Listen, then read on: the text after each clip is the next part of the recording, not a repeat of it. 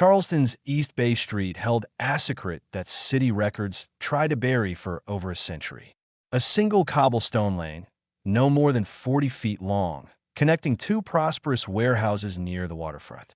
By 1847, locals had stopped using its original name. They called it something else, something whispered the Street of the Lost Boy. Official maps from the Charleston Archive show this alley existed between 1789 and 1852, then vanishes from every subsequent survey. No explanation given, no demolition recorded. The city simply stopped acknowledging it existed.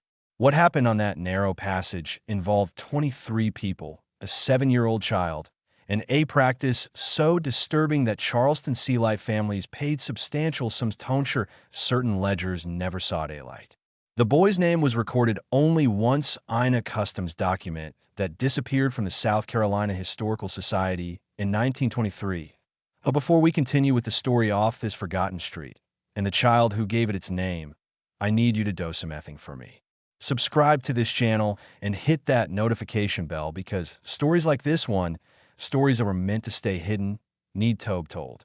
And leave a comment telling you what state or city you're listening from. I want to know where these forgotten histories are reaching. Now, let's talk about what really happened on East Bay Street and why Charleston spent 160 years pretending it never did. The history begins not with the boy, but with the men who built their fortunes on that street. Charleston in 1847 stood as the wealthiest city in the American South. Its port processed more rice, cotton, and indigo than any harbor below Baltimore. The waterfront stretched for miles, a maze of warehouses, auction houses, and counting rooms where fortunes changed hands daily. East Bay Street ran parallel to the Cooper River, lined with 3-story brick buildings that housed some of the most profitable businesses in the state. Among these establishments, 2 stood prominently: the Vondu House owned by Harold Gadsden and the Maritime Storage Company operated by the Pinckney family. Between these buildings ran a service alley barely wide enough for 2 men to pass Alderdo's shoulder. The alley had an official name on city maps. Workers called it the Back Passage.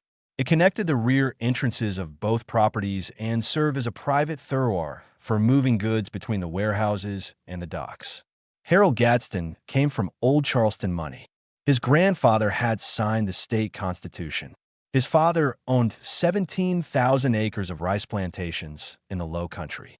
Harold himself preferred the mercantile tradito farming.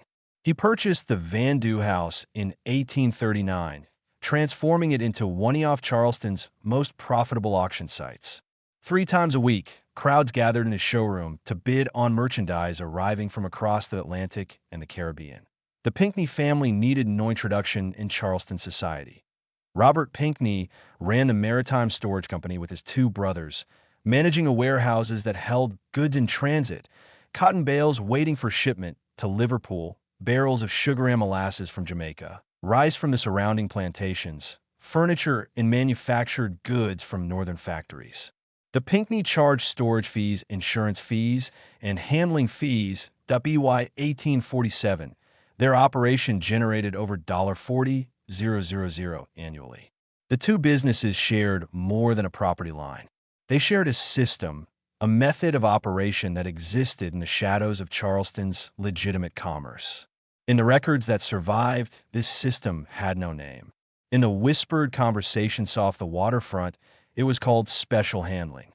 Special handling involved merchandise that required discretion items that appeared in no customs log, no shipping manifest, no bill of sale.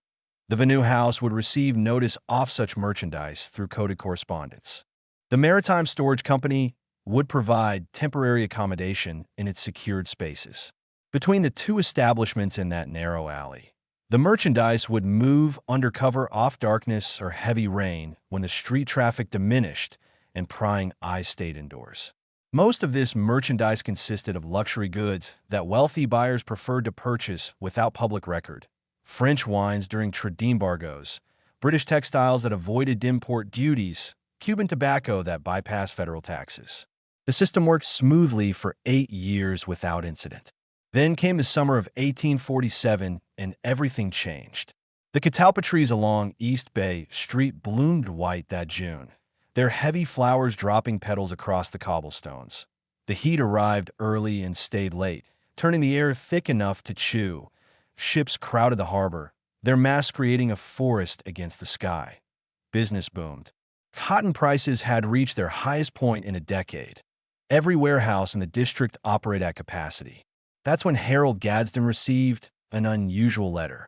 The correspondence came through a Baltimore intermediary, a man named Parsons, who occasionally facilitated special handling arrangements. The letter itself contained minimal detail. A shipment would arrive in Charleston within a month. It required the utmost discretion. The buyer wished to remain completely anonymous. The merchandise was delicate and required careful management. Payment would be substantial, $500, 10 times the usual fee for special handling. Gadsden consulted with Robert Pinckney. Both men knew that $500 meant serious business and serious risk, but $500 also meant serious profit to be split between them. They agreed to accept the arrangement. The letter provided specific instructions. The merchandise would arrive by land, not by sea. It would come at night, a specific night, July 17th, after midnight. The back alley between their properties should be prepared. A secure room in the Maritime Storage Company should be made ready. No workers should be present. Only Gadsden and Pinckney themselves should handle the initial reception. July 17th arrived hot and moonless. Clouds covered the sky, threatening rain that never came. Gadsden and Pinckney waited in the alley, a single lantern between them casting shadows against the brick walls. The air smelled of salt water and horse manure, the usual perfume of the waterfront. Around 2 in the morning, they heard the wagon. It came from the north, moving slowly, its wheels creaking on the cobblestones. The driver wore a wide-brimmed hat pulled low. Beside him sat another man, face obscured Bichedeau. The wagon itself was enclosed, covered with heavy canvas tied down tight. The wagon stopped at the alley entrance. The driver climbed down without speaking. He moved to the back of the wagon, untied the canvas, and pulled it aside. Inside sat a wooden crate roughly 4 feet long and 3 feet high. It had rope handles on each end and air holes drilled along the top. Gadsden felt his stomach tighten. He'd handled many kinds of special merchandise, but never anything that required air holes. The driver and his companion lifted the crate from the wagon bed. It was heavy enough to require both men, and as they carried it into the alley, Gadsden heard something shift inside, a slight scraping sound, like fabric dragging against wood. "Where?" the driver asked, his first word. Robert Pinckney pointed toward the Maritime Storage Company's rear entrance, the corner room, 2nd floor. The two men carried the crate through the door, up a narrow staircase, and into a small chamber that Pinckney had prepared. The room had a single barred window overlooking the alley, a table, a chair, and an oil lamp. Nothing else. They set the crate down carefully. The driver produced a key from his pocket and handed it to Gadsden. "The buyer arrives in 3 days." The driver said, "Nobody opens this before then. Nobody enters this room. You received your first payment." Gadsden nodded. $250 had arrived by courier the previous week. "The rest comes when the buyer takes delivery." The driver looked at both men carefully. "You don't know what's inside. You never knew what was inside. That's why you're being paid." Then both men left, the wagon rolling away into the darkness. Gadsden and Pinckney stood in the alley, listening as the sound faded. The morning heat was already building even at this hour. "Weshold, look," Pinckney said quietly. "Weshold," Gadsden replied. They stood in silence for a long moment. Then Gadsden locked the storage building's rear door and went home. He didn't sleep that night or the next because from that corner room on the 2nd floor of the Maritime Storage Company starting just before dawn on July 18th came a sound that would haunt East Bay Street for the next 5 years, crying. A child's crying. The workers arrived at the Maritime Storage Company at 6 o'clock that morning as they did every morning. Within an hour, 3 separate men mentioned the sound to Robert Pinckney. "Sir, there's a child crying in the corner room." "Mr. Pinckney, sounds like someone's baby is upstairs. That crying's been going on for an hour now. Should someone check?" Pinckney dismissed each inquiry with the same response. "A temporary storage situation, a family matter, nothing that concerned them. He ordered the room left alone and the workers returned to their duties, though the crying continued throughout the day. By afternoon, people walking past the Maritime Storage Company on East Bay Street could hear it, a thin, high sound that seemed to seep through the brick walls. Several passers-by stopped, looking up at the barred window on the second floor. But the window was too high to see through and revealed nothing. The crying would stop for periods, an hour or two of silence, then resume. It had a quality that made people uncomfortable. Not the angry crying of a tantrum or the sharp crying off pain, but something worse, a hopeless, exhausted sound. The crying off someone who'd given up on being heard. Harold Gadsden came to the storage company that evening. He and Pinckney stood in the alley looking up at that barred window. "We can't have this continue," Gadsden said. "People are noticing." "What do you suggest?" Pinckney asked. "We were paid to keep the merchandise secure until the buyer arrives. That's 2 more days." "That's not merchandise in there, Robert. That's a child." "We don't know that." We haven't looked. But they both knew. The crying made it obvious. "Who's the buyer?" Gadsden asked. "I don't know. Parsons arranged everything. The buyer wants complete anonymity." "For what purpose? What does someone need a child for that requires this kind of secrecy?" Pinckney didn't answer. But both men knew that in Charleston in 1847, there were several answers to that question, none of them pleasant. The domestic servant trade operated in a gray area of the law. Children could be purchased for household service, essentially a form of long-term indenture that bordered on untried ownership. The practice wasn't technically legal, but it wasn't technically illegal either, provided the right paperwork existed. Wealthy families who wanted servants that could be trained young molded tater household-specific requirements, sometimes acquired children through discreet channels. But that transaction normally happened through established networks, known brokers, documented sales. The level of secrecy surrounding this delivery suggested something else, something that couldn't risk even minimal documentation. The crying continued through the night.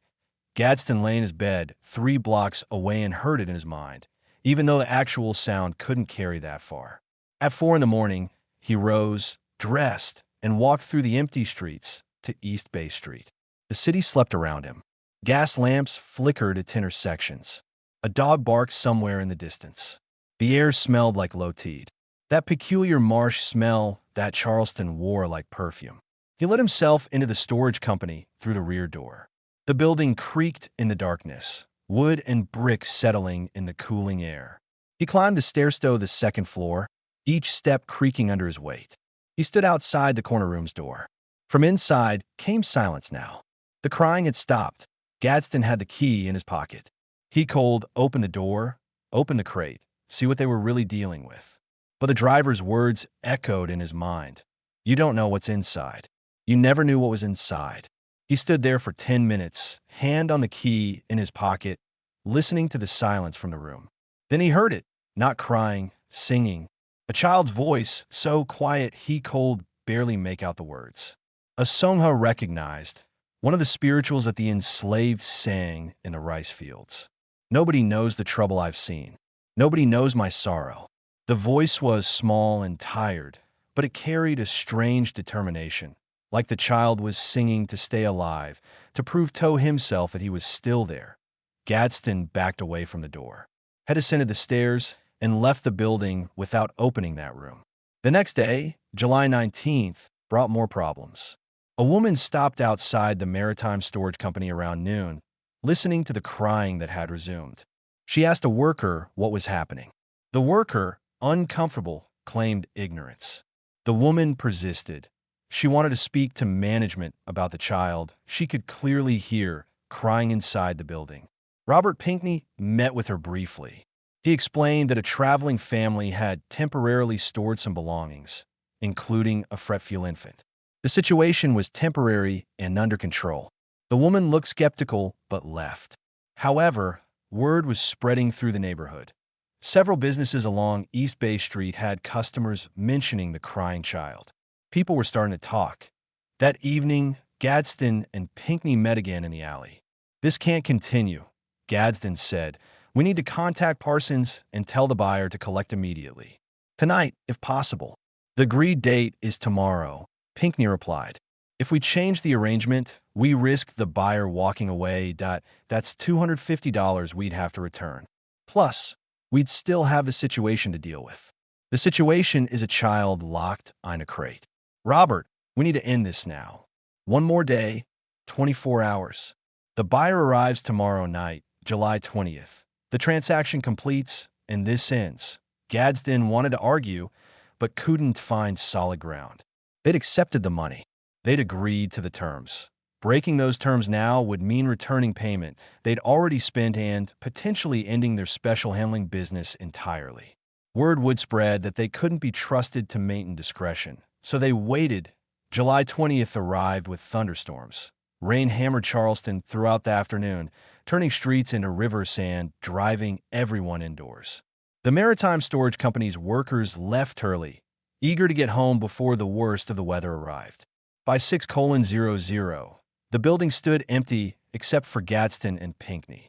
They'd received word that the buyer would arrive at 8, 2 more hours. The crying from the corner room had become intermittent, long periods of silence broken by brief episodes of weak sobbing. The child's voice sounded different now. Hoarse, exhausted. Should we give him water? Pinckney asked. The question surprised Gadsden. It was the first time either of them had referred to the child directly, acknowledging the reality of what they were doing. We weren't told to, Gadsden replied. We weren't told not to. They stood in the hallway outside the corner room, rain drumming against the roof. 3 days had passed since the crate had been delivered. 3 days without anyone opening it, checking on its contents, providing food or water. The buyer will be here in 2 hours, Gadsden said. It's done then. Let the buyer handle it. But at 7:30, a messenger arrived.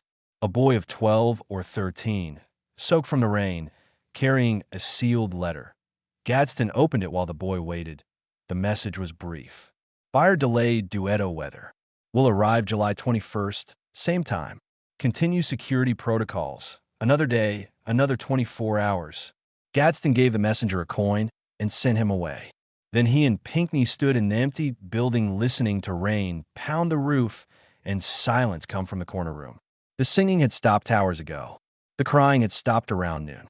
Now there was only silence. Waiting to check, Pinckney said quietly. Gadsden pulled out the key. They climbed to the second floor and unlocked the corner room.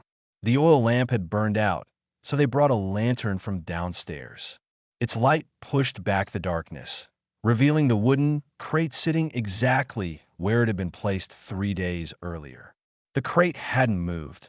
The rope handles remained in place. The air holes along the top showed us small dark circles. Gadsden knelt beside it and pressed his ear to the wood. Held listened for a long moment. I hear breathing, he said finally. Shallow, but there. They both exhaled in relief. Whatever was in the crate was still alive.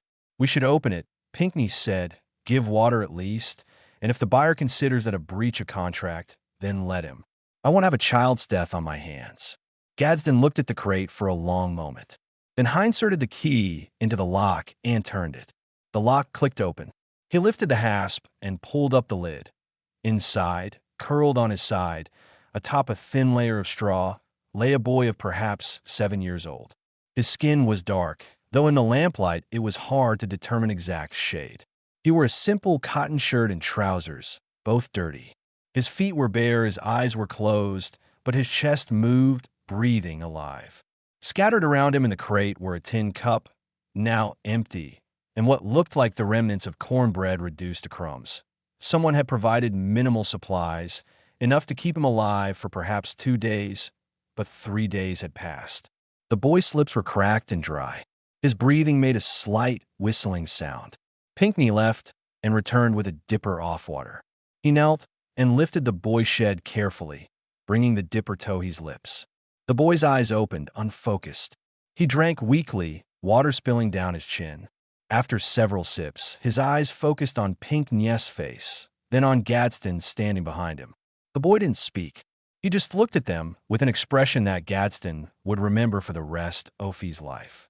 Not fear, not hope, just a kind of empty acknowledgement. Then his eyes closed again and his head sagged back. They gave him more water, a bit off bread that Pinckney had in his pocket. The boy ate mechanically without real awareness. When he'd finished, they lowered him back into the crate and closed the lid. Neither man spoke as they left the room and locked the door. They waited in the main warehouse office, listening to rain batter the windows. Around midnight, they both left for their homes, agreeing to return in the morning before the workers arrived. But when Gadsden reached his house on Trad Street, he couldn't enter. He stood in his own doorstep in the rain, key in hand, unable to turn the lock. Inside waited his wife, his 3 daughters, his comfortable life built on rice profits and mercantile success. And 3 blocks away, a 7-year-old boy lay locked in a wooden crate, waiting to be sold to someone who required such extraordinary secrecy that they'd pay $500 to ensure no record of the transaction would exist. Gadsden walked through the rain back to East Bay Street. He let himself into the storage company, climbed to the 2nd floor, and sat in the hallway outside the corner room. He sat there until dawn, listening to the rain and the silence from behind the door, trying to understand how a successful Charleston merchant had become a jailer of children. When light began filtering through the warehouse windows, he heard something from the corner room. Not crying, not singing, scratching. The boy was scratching at the inside of the crate. Slow, rhythmic scratching, the sound of fingernails dragging across wood. Scratch, scratch, scratch. That sound would haunt East Bay Street for years to come. Robert Pinckney arrived at 7 that morning and found Gadsden still sitting in the hallway. "Did you sleep?" Pinckney asked. "No, neither did I." They sat together in insolence while workers arrived and began a day's business. The scratching from the corner room had stopped around dawn. Now came only occasional sounds off movement. The boy was awake but quiet. At 10 o'clock, a messenger arrived with another letter. Gadsden opened it with hands that shook slightly from exhaustion. "Buyer delayed again. Will arrive July 22nd. Maintain current arrangements. Additional compensation of $100 for inconvenience. July 22nd. 2 more days." Gadsden crumpled the letter and what? "No, this ends now. We return the money. We contact Parsons and we end this arrangement. Harold, think clearly that we're talking about $350 already received, plus 100 more promised. That's nearly a year's profit from special handling. I don't care about the profit anymore. There's a child locked in a crate up there. We're being paid to keep him imprisoned while some anonymous buyer takes their time deciding when to collect. We don't know what the buyer intends, don't we?" Gadsden's voice rose. "Someone who pays $500 to ensure a transaction leaves no record. Someone who requires this level of secrecy. What possible legitimate purpose could they have?" Pinckney had no answer. Around noon, something changed. The workers reported hearing voices from the corner room, not crying but talking. The boy was speaking to himself. One worker, a man named Samuel, who'd been with the company for 15 years, came to Pinckney's office specifically to report it. "Sir, that child up there's talking." I stood outside the door and listened.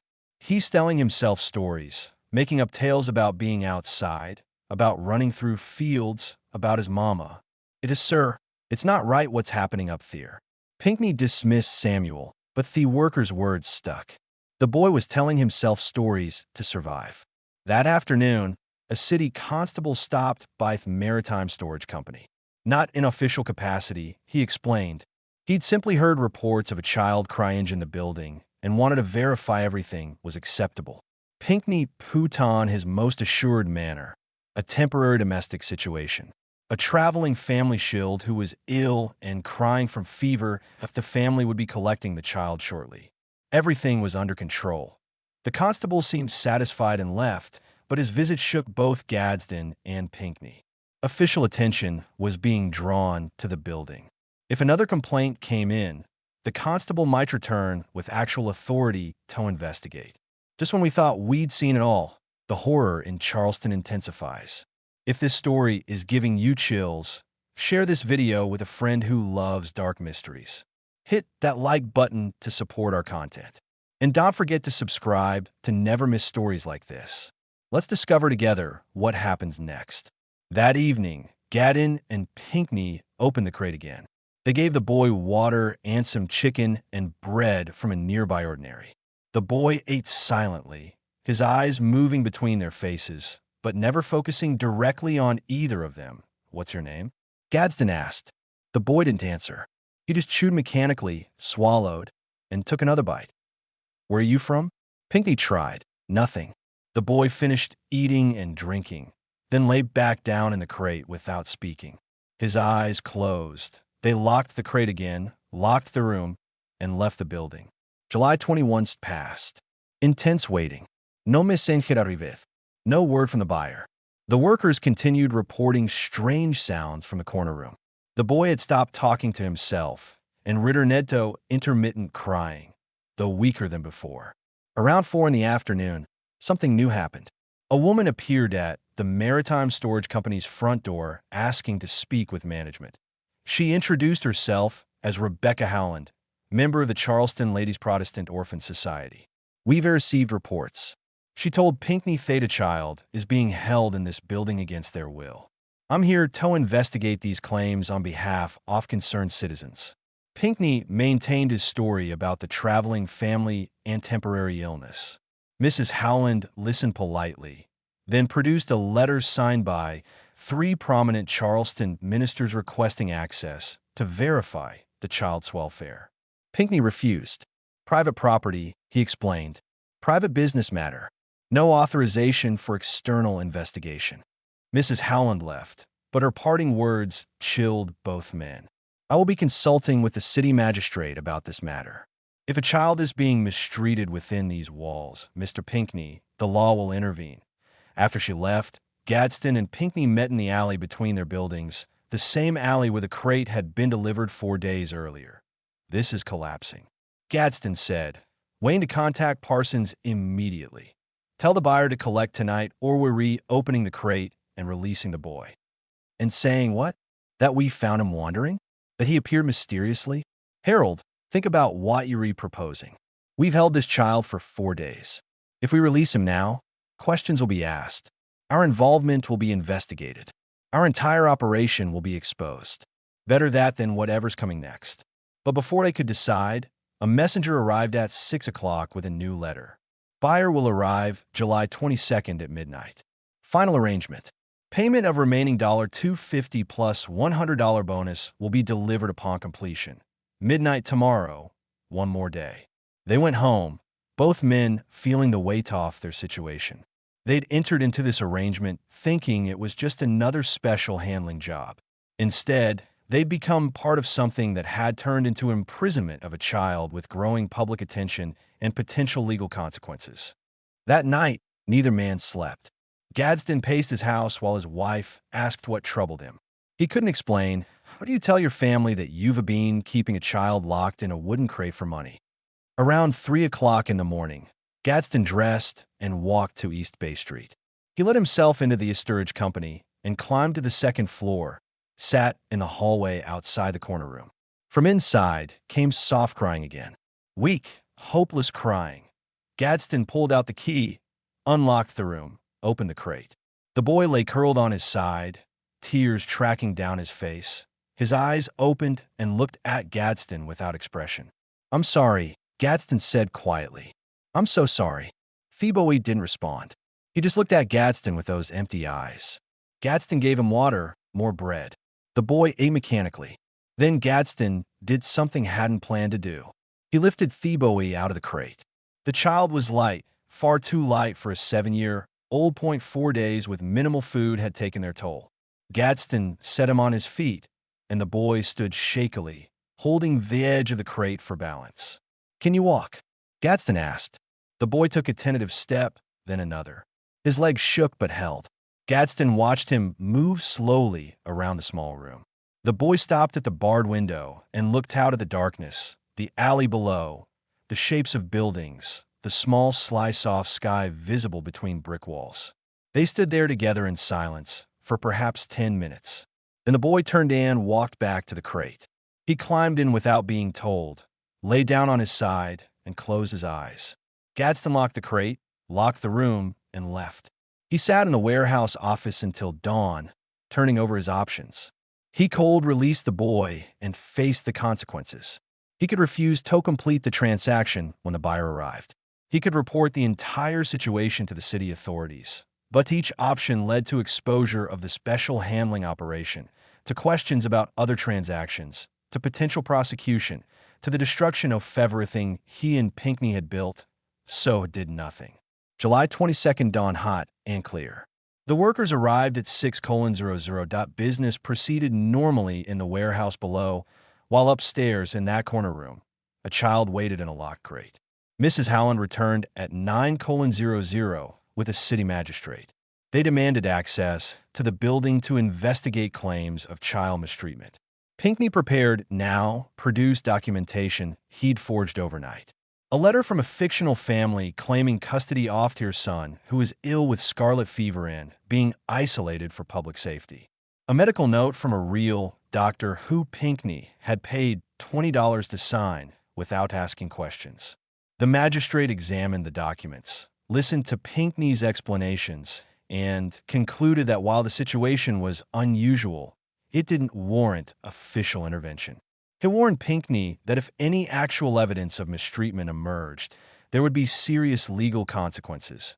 After they left, Gadsden found Pinckney in his office. "That won't hold for long," Gadsden said. "Someone will investigate more thoroughly. Someone will demand to actually see the child. It only needs toehold until midnight. Then this ends." They waited through the day. Workers reported that the crying from the corner room had stopped entirely around noon. Now came only silence. At 5 o'clock, Gadsden went to check. He opened the crate and found the boy lying motionless. For a terrible moment, he thought the child had died. Then he saw the shallow breathing.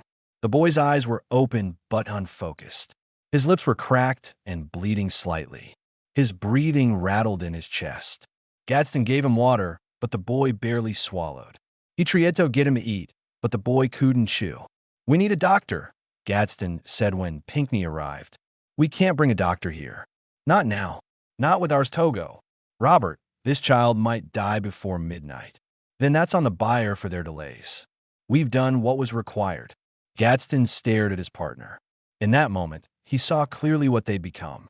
Men who could watch a child die rather than risk their business interests. He left the building without another word and walked through Charleston streets as evening fell. The city moved around him, beautiful and alive. Families heading to dinner, children playing in gardens, church bells ringing the hour. 3 blocks away, a boy was dying in a wooden crate. At 11 o'clock, Gadsden returned to the Maritime Storage Company. Pinckney was waiting in the main office. Neither spoke. They waited as the clock moved toward midnight. The wagon arrived at exactly 12:07 on the morning of July 23rd.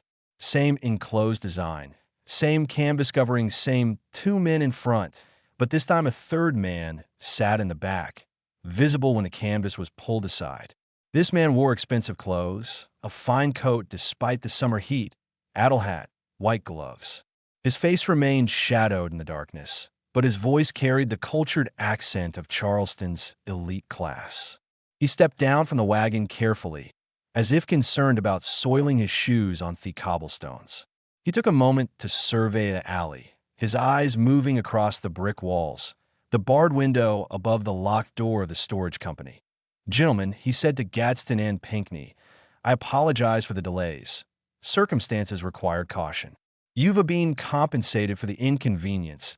We've been told compensation is coming," Pinckney replied, his voice tight. The gentleman reached into his coat and produced an envelope. "The remaining $250 is agreed, plus 100 additional. You've maintained complete discretion." "Yes," Gadsden said, "but there have been complications. A magistrate investigated. Questions have been asked. People have heard." "What people have heard?" The gentleman interrupted smoothly. "Is entirely your concern, not mine. My only interest is whether our arrangement remains confidential. Has anyone connected this transaction to me specifically?" "We don't even know who you are," Pinckney said. "Precisely, and that shall remain the case." The gentleman adjusted his gloves. "Now, I understand the merchandise has experienced some distress during the extended wait. This is regrettable, but not unexpected given the circumstances." Gadsden felt anger rising in his chest. The boy has been locked in a crate for 5 days. His condition has deteriorated significantly. He's barely conscious. He needs medical attention. The gentleman's expression didn't change. The boy will receive whatever attention I deem appropriate once the transaction is complete. Where's Heno? Upstairs. Corner room. But I need to tell you something, Mr. Gadden. The gentleman's voice remained calm, but carried an edge. Now I entered into this arrangement with clear terms. You agreed to those terms for substantial payment. The delays were unfortunate but necessary. Your compensation has been adjusted accordingly. What I do not require is your commentary on the merchandise condition or your assessment of what it needs. I require you to fulfill your contractual obligation. Now, please retrieve what I've purchased. The two wagon men had moved to positions flanking the gentleman. Neither spoke, but their presence created an implied threat that needed no words. Gadsden and Pinckney exchanged glances. Then they turned and entered the storage company, climbing the stairs in silence. The building felt different at midnight. The familiar cacks and settling sounds seemed amplified in the darkness. Their lamplight cast long shadows on the walls. They reached the corner room, and Gadsden unlocked the door. The room still smelled of confinement, of human suffering, compressed into a small space. Pinckney unlocked the crate while Gadsden held the lamp. The lock clicked open. The lid lifted. The boy lay curled in his side, eyes half open but unfocused. His breathing made a wet, rattling sound. When Gadsden reached in to lift him, the child's skin felt hot o' the touch. Fever had set in. He's burning up, Gadsden said quietly.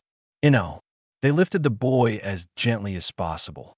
He weighed almost nothing, his body limp in their arms, his head lolled against Gadsden's shoulder.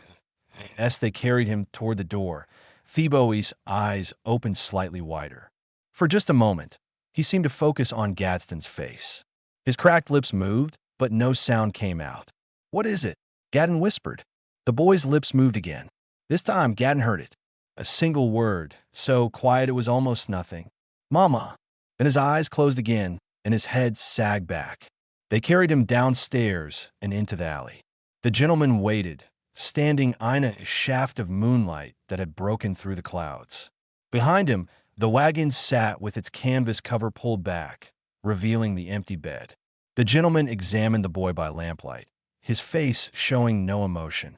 He lifted the child's chin with one gloved hand, checked his eyes by pulling back the lids, examined his teeth, his hands, his arms. You said he was 7, the gentleman asked. That was our understanding, Pinckney replied. He's small for 7, malnourished before you received him, I'd wager. The fever ice unfortunate, but manageable. How long since he's had water? We gave him water this evening. Gadsden said around 7:00. And food? He couldn't eat. He tried but couldn't swallow properly. The gentleman nodded slowly, still examining the boy with the detached interest of someone inspecting a horse at auction. The respiratory distress is concerning. Died have this rattling before tonight? It started yesterday afternoon. I see. The gentleman released the boy's chin and stepped back. Well, he'll receive proper attention soon enough. I have arrangements in place. He gestured toward 2 wagon men. They moved forward and one of them produced a large canvas bag from the wagon bed. It was the kind used for mail or grain, heavy canvas with a drawstring top. They opened it and began to place the boy inside, feet first. Wait, Gadsden said. What are you doing? Continuing our discreet transportation. The gentleman replied calmly.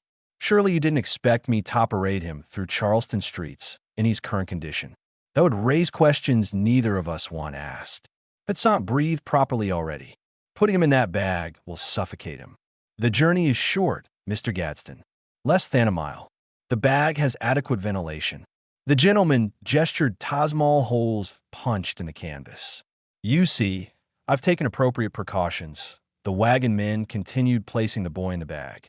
The child's body folded into a canvas sack, his knees drawn up, his head tilted at an angle. They pulled the drawstring, leaving only a small opening at the top. The bag moved slightly. Theboe was trying to shift position inside it, attempting to find a way to breathe more easily. Something inside Gadsden broke. 5 days of complicity, off choosing profit over principle, off watching a child suffer while telling himself it wasn't his responsibility. All of it crystallized in that moment into a clarity he couldn't ignore. No, he said, no, this ends now. The gentleman turned to him slowly. Excuse him, you're not taking him like this. If you want him, you transport him properly, openly, or you don't take him at all. The alley went very quiet. Even the distant sounds of the city seemed tofawed. Mr. Gadsden, the gentleman said, his voice still calm, but carrying a new coldness. I believe you're forgetting our arrangement. I've paid you $450 for a specific service. You have accepted that payment. You will now provide that service. The arrangement is over. You re 3 days late. The boy is in critical condition because of those delays. Amending this transaction. Take your money back. Gadsden pulled the envelope from his pocket and held it out. Here, take it and leave. We'll care for the boy and find his family. The gentleman didn't take the envelope. He simply looked at Gadsden with eyes that held no warmth whatsoever. You'll care for the boy? He asked quietly. You've kept him locked in a wooden crate for 5 days. You have watched him deteriorate without summoning medical help. You have accepted significant payment to facilitate his transfer. You believe you have moral authority here. I don't claim moral authority. I'm claiming basic human decency. Something I should have claimed 5 days ago. How admirable. A sudden attack of conscience. The gentleman's voice dripped with contempt. Tell me, Mr. Gadsden, when exactly did this conscience emerge? When you first locked him in that crate? When you heard him crying for 3 days straight? When you fed him barely enough to keep him alive? Or just now, when you realized you might face consequences? Gadsden had no answer. The gentleman's words cut because they were true. I thought not. The gentleman adjusted his gloves again. Let me make something very clear to both of you. This transaction will complete as agreed. You will receive your payment. The merchandise will transfer to my custody, and you will both return to your lives with no further involvement. Those are the only acceptable outcomes of this evening. And if we refuse, Pinckney asked quietly. He'd been silent until now, but something in the gentleman's tone had triggered his own resistance. If you refuse, the gentleman said, still in that calm, cold voice, then I'll be forced to pursue alternative methods of resolution. Methods that would be unfortunate for everyone involved. What happened next occurred in seconds, but felt like hours. The gentleman made a slight gesture with his hand, barely a movement at all. One of the wagon men reached into his coat and pulled out a pistol, a percussion cap revolver, expensive and well-maintained. He held it loosely at his side, not quite pointing it at anyone, but making its presence unmistakably clear. I don't make threats lightly, gentlemen, the gentleman said, nor do I make them often, but I will make them when necessary to protect my interests and my privacy. You've been well compensated for your services. You will complete those services. The alternative is that certain information about your special handling business becomes known to Charleston authorities. Information that would be quite damaging, I imagine. Gadsden felt his blood run cold. You've been investigating us. I make it my business to know who I'm conducting business with. Your special handling operation has been quite profitable over years, hasn't it? Luxury, goods avoiding import duties, British textiles during trade restrictions, Cuban tobacco bypassing federal taxes, all sorts of interesting merchandise moving through that alley between your buildings. I wonder what the customs office would make of detailed records covering 8 years of such transactions. You're bluffing, Pinckney said, but his voice wavered. Am I? Would you like to test that theory? Because I'm quite prepared to send those records to the appropriate authorities tomorrow morning if this transaction doesn't complete satisfactorily tonight. The silence stretched. Gadsden looked at the canvas bag containing the boy. It had stopped moving. Either the child had found a position where he could breathe or he'd lost consciousness. There's another option, Gadsden said slowly. We complete the transaction. You take the boy, but you tell us where you're taking him. You give us some assurance that he'll receive proper care. The gentleman smiled, but it held no humor. You want assurance? Very well. I assure you that a boy will receive exactly the care I deem appropriate for my purposes. Will that suffice? What purposes? Pinckney asked. What do you want him for? That, Mr. Pinckney, is entirely none of your concern. You were hired to facilitate a transfer, not to question the buyer's intentions.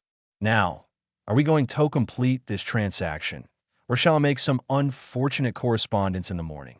Gadsden looked at Pinckney. His partner's face had gone pale. They both knew they had no real choice. The gentleman held all the leverage. Their special handling business, if exposed, would mean prosecution, imprisonment, financial ruin. Their families would be destroyed. One condition, Gadsden said quietly. We open the bag before you leave. We verify he's still breathing.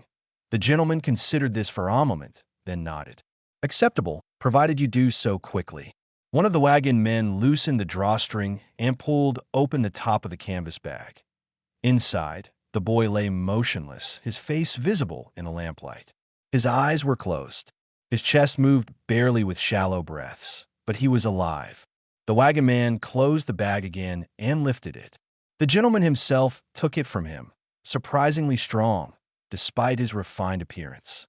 He carried the bag to the wagon and placed it carefully in the bed, positioning it so the ventilation holes aligned with the gaps in the wooden slats. Then he turned back to Gadsden and Pinckney. Get back inside, he said quietly. Both of you close the door. Wait 10 minutes before merging. If you come out sooner or if you speak about this evening to anyone ever, there will be consequences. Consequences that extend beyond legal troubles. Do I make myself absolutely clear? Gadsden looked at the pistol, still visible in the wagon man's hand, that he looked at the gentleman's cold eyes. He looked at the canvas bag in the wagon bed, now completely still. Do I make myself clear? The gentleman repeated. Yes, Gadsden whispered. Mr. Pinckney. Yes, Pinckney said, his voice barely audible. Excellent. This transaction is now complete. You fulfilled your obligation. Ifulfilled mina. Our business is concluded. Neither of us all speak of it again. The gentleman climbed into the wagon bed and sat beside the canvas bag. He placed one gloved hand on it, possessive, then looked down at Gadsden and Pinckney knee one final time. Gentlemen, I suggest you carefully consider how you conduct your special handling business going forward. The world is changing. The things we could do quietly 10 years ago are becoming harder to conceal. Eventually, Charleston's shadows won't be deep enough to hide everything. Remember that? He gestured to the driver. The wagon man with the pistol climbed into a front seat while the other moved to the rear. The driver snapped the reins. The wagon rolled forward slowly, its wheels creaking on the cobblestones. It moved down the alley toward East Bay Street, the canvas bag visible in the back until darkness swallowed it completely. Gadsden and Pinckney stood frozen, watching it disappear. The sound off the wheels faded. Then came only the night sounds of Charleston, distant voices, a dog barking, the lapping off water against the docks. They stood there for exactly 10 minutes, neither speaking. When the time had passed, they emerged into the alley.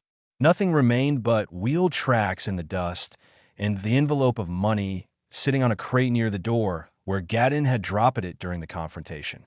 Pinckney picked up the envelope and opened it. He counted the money in the lamplight. $350. All there. Blood money, Gadsden said quietly. It's just money, Pinckney replied. But his hands shook as he divided it into 2 stacks. They stood in the alley between their buildings. The same alley where 6 days earlier a wooden crate had been delivered. The same alley where they'd heard a child crying, singing, scratching at wood. The same alley where they'd made a choice to value profit over principle. What have you done? Gadsden asked. Pinckney had known, sir. They never saw the boy again. The wagon, the gentleman, the child, all vanished into Charleston's night and left no trace in any official record. But the effects of that July night tripled outward in ways neither man anticipated.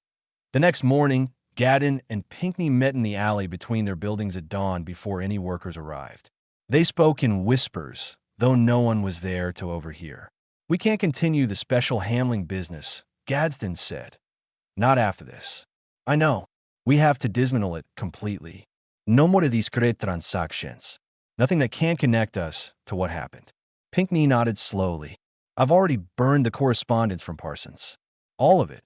Every letter, every coded message, every record of special handling over the past 8 years.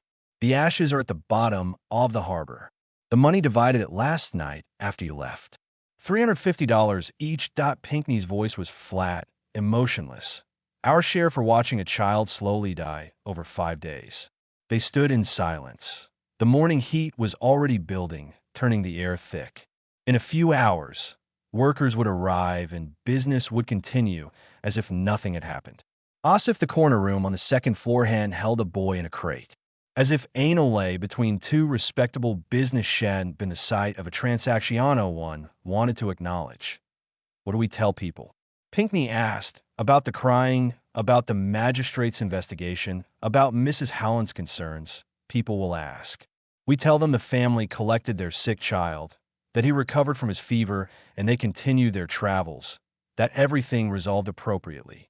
And if someone investigates further, if Mrs. Howland doesn't accept that answer, Gadsden met his partner's eyes. There's nothing to investigate. No records, no witnesses except us, no family to claim him. The boy himself has disappeared completely into whatever fate that gentleman planned. Without evidence, there's nothing anyone can pursue. What if the gentleman talks? What if someone traces the transaction back to us? Hewent. He paid too much for secrecy, throw it away. His anonymity protects USAS much as it protects him. And that's exactly what happened, at least initially. Mrs. Rebecca Howland returned in July 24th, the day after the transaction. She arrived at the Maritime Storage Company at 10 o'clock in the morning with two other women from the Charleston Ladies Protestant Orphan Society. They demanded to see the child immediately. Pinckney met them in his office, composed and ready. He explained that the family had collected their son late the previous night. The boy's fever had broken, and they decided to continue their journey while he was strong in auto travel. Everything had resolved satisfactorily. Mrs. Howland demanded proof. Pinckney showed her the corner room, now empty and swept clean. He produced the forged letter from the fictional family, thanking him for his accommodation during their son's illness. He maintained his story with absolute consistency. I want to speak with this family. Mrs. Howland said TV already left Charleston. They were traveling north to Richmond, if I recall correctly, but I didn't inquire too deeply into their plans. What was their name? Pinckney had prepared for this. Patterson. David and Eleanor Patterson with their son Thomas. The father was a merchant dealing in tobacco. Mrs. Howland wrote this down, though they both knew she'd find no record of any Patterson family matching that description. The name was common enough to be plausible, generic and auto be untraceable.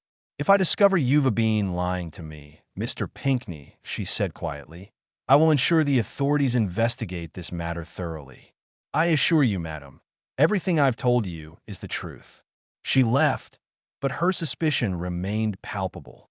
She returned again on July 27th and again on August 2nd, each time asking more questions, probing for inconsistencies in the story. Pinckney held firm. The Patterson family had collected their sick son. Everything was resolved. By mid-August, Mrs. Howland's visit stopped. Without evidence, without witnesses, without any concrete proof that something improper had occurred, her investigation couldn't proceed. The hysteria of the sick child and the traveling family became the official explanation, thin as it was. But the workers at the Maritime Storage Company hadn't forgotten. They'd heard the crying for days. They'd witnessed the magistrate's investigation, Mrs. Howland's persistent visits, the sudden resolution that satisfied no one. They talked among themselves in quiet conversations during lunch breaks and slow afternoons. Samuel, the worker who'd reported hearing the boy talking to himself, approached Pinckney in September with a question. Sir, about that child from July, the one who was sick in the corner room. Yes, what about him? I was just wondering if you ever heard from the family after they left, if the boy recovered fully. Pinckney looked at Samuel carefully. Why do you ask? No particular reason, sir. Just concern for the child. He sounded so distressed those days he was here. The family sent word that he recovered completely. They were very grateful for our accommodation during his illness. Samuel nodded slowly, but his eyes held doubt. That's good to hear, sir. That's savory good to hear. He returned to his work. But the conversation left Pinckney unsettled. The workers knew something was wrong. They might not know what exactly, but they knew the official story didn't match what they'd witnessed. That by October, something else began to happen. Workers started avoiding the corner room when storage assignments required its use. Men would volunteer for other locations instead. Those who did use it reported an uncomfortable feeling, a sense of unease they couldn't articulate. It just feels wrong in here. One worker told Pinckney like something bad happened. Pinckney stopped assigning the room for storage. It sat empty and locked, a small chamber on the second floor that everyone quietly agreed to pretend didn't exist. The alley between the two buildings developed a similar reputation. Workers began to avoid it after dark. Delivery men who'd used it regularly for years started using the front entrances instead, even when it meant longer walks with heavier loads. When asked why, they offered vague explanations. The alley felt oppressive. It made them uncomfortable. Some claimed to hear soft sounds late at night, crying or singing, though no source could be identified. By December 1847, locals in the neighborhood had started using a new name for the alley. Not the back passage, as it had been called for years, but something else. Something whispered. The Street of the Lost Boy. Nobody knew exactly who started using a name or why. It simply appeared in casual conversation in directions given to visitors in the casual geography of people who lived and worked near East Bay Street. Take the Street of the Lost Boy to reach the waterfront. The delivery entrance is just off the street off the Lost Boy. Don't walk through the Street of the Lost Boy after dark. The name spread like fog, creeping through conversations until it became common usage. By early 1848, even people who didn't know the alley's history were calling it by that name. City officials noticed. In March 1848, a city clerk noted in his records that an unnamed alley between properties on East Bay Street had acquired an unfortunate informal designation that reflected poorly on the neighborhood. He recommended the city formally name the alley to override the local usage. But before any official action could begin, other events intervened. Harold Gadsden stopped coming to the Vonda House in January 1848. His employees noticed his absence first. Meetings missed, decisions delayed, important auctions managed by subordinates. When questioned, Gadsden claimed illness, a persistent fever, he said. Nothing serious, just requiring rest. But his wife knew different. Gadsden had developed severe insomnia. He would lie in bed for hours staring at the ceiling, then rise in the middle of the night and walk through their house. Sometimes she found him standing at windows looking out into darkness. Sometimes he sat in his study with no lamp lit, just sitting in the dark. When she asked what troubled him, he couldn't explain or wouldn't. I keep hearing something, he told her once late at night when exhaustion had loosened his tongue. A sound I can't locate, like crying, but distant, like it's coming from far away and very close at the same time. She heard nothing. Nobody heard anything except Gadsden. By March, he'd stopped going to the Vonda house entirely. He claimed he was selling the business, that he'd received a lucrative offer and decided to accept it. The truth was simpler. He couldn't walk past the Maritime Storage Company anymore, that couldn't look at that alley. Couldn't pass the place where a wagon had rolled away into darkness, carrying a canvas bag that had stopped moving. He sold the Vonda house in April 1848 for less than its value, eager to complete the transaction quickly. In June, he moved his family to Columbia, claiming better opportunities in the state capital. They left Charleston on a humid morning when the catalpas were blooming white again exactly 1 year after the wooden crate had been delivered. Gadsden never returned to Charleston. According to letters his wife wrote to friends and family, letters preserved in the South Carolina Historical Society's archives, he never slept properly again. He would wake in the night claiming to hear crying, would insist someone was singing despite the silence, would sometimes speak to empty air as if apologizing to Simeon no one else could see. His business ventures in Columbia never succeeded. He died in 1856 at the age of 46. The death certificate listing general debility and nervous exhaustion as the cause.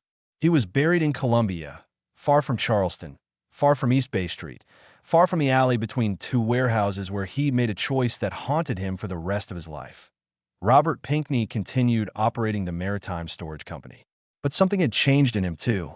His brothers noticed, at first, a new rigidity in his business practices, a refusal to engage in anything that wasn't completely documented and legal. The special handling business ended completely. When old clients inquired about discreet services, Pinckney turned them away without explanation. He began attending church services more regularly, started making donations to charitable causes, particularly organizations that help children. In 1850, he made a significant anonymous donation to the Charleston Orphan House, enough to fund the care of 5 children for a full year. His personal papers, donated to the Charleston Museum in 1923, contain an interesting entry from his diary, dated December 1849, that I cannot undo what was done.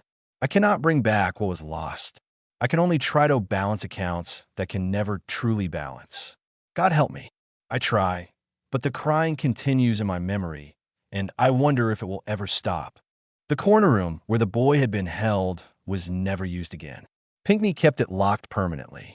When the building was eventually sold in 1869, 2 years after Pinckney's death from pneumonia, the new owners found the room empty except for a wooden crate with rope handles and air holes drilled along the top. They burned the crate in the alley. Nobody asked why it was there or what it had been used for. By 1869, the events of 1847 had faded into vague legend, and nobody wanted to resurrect old questions. The alley itself continued to carry its reputation.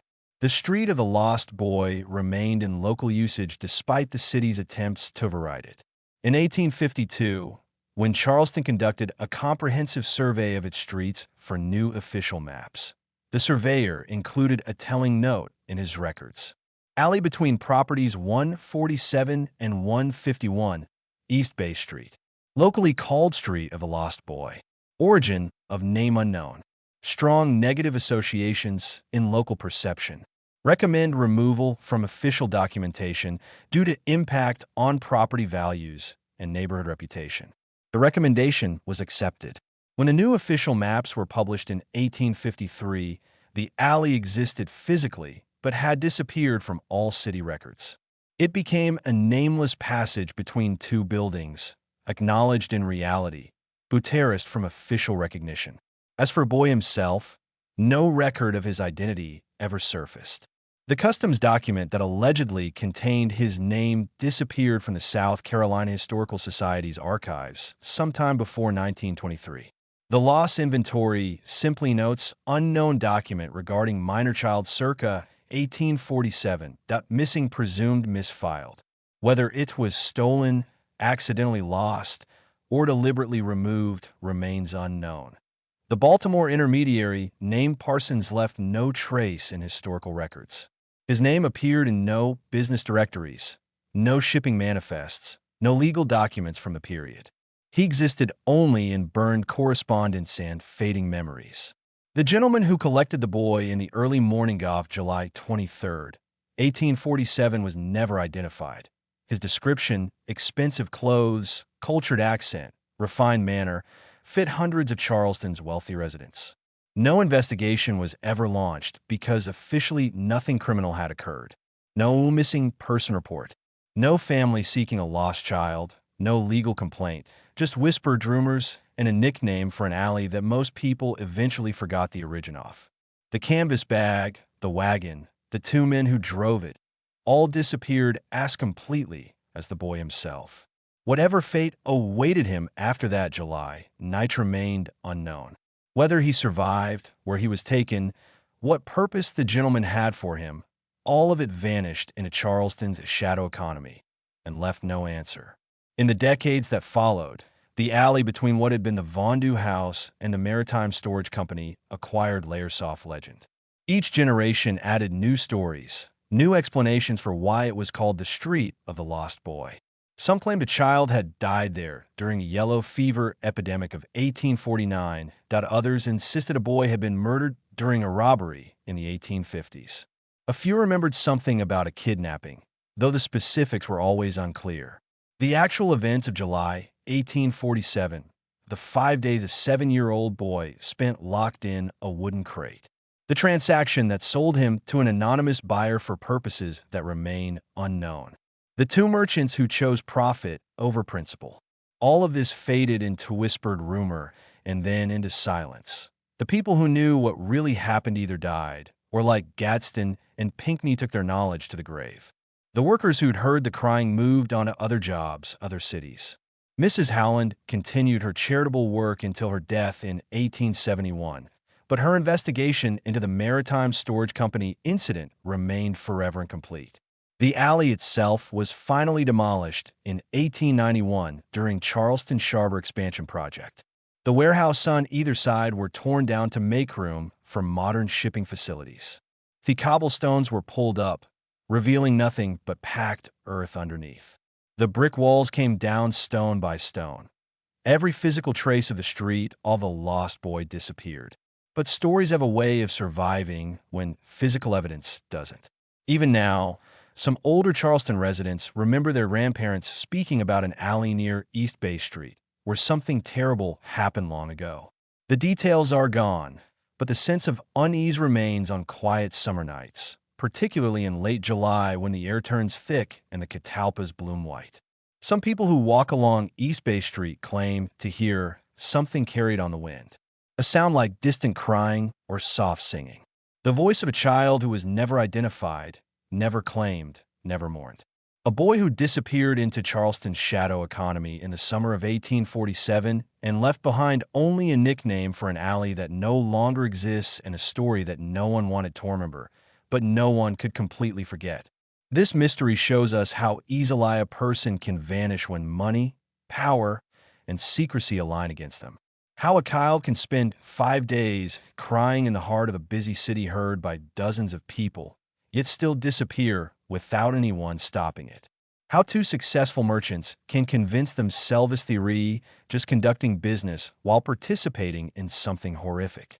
How guilt can haunt a man for the rest of his life, manifesting in insomnia and phantom sounds that only he can hear. What do you think of this story? Do you believe everything was revealed, or are there darker secrets still buried in Charleston's past? What really happened to that boy after he was carried away in a canvas bag? Leave your comment below that if you enjoyed this tale and want more horror stories like this, subscribe, hit the notification bell, and share with someone who loves mysteries. Until the next story,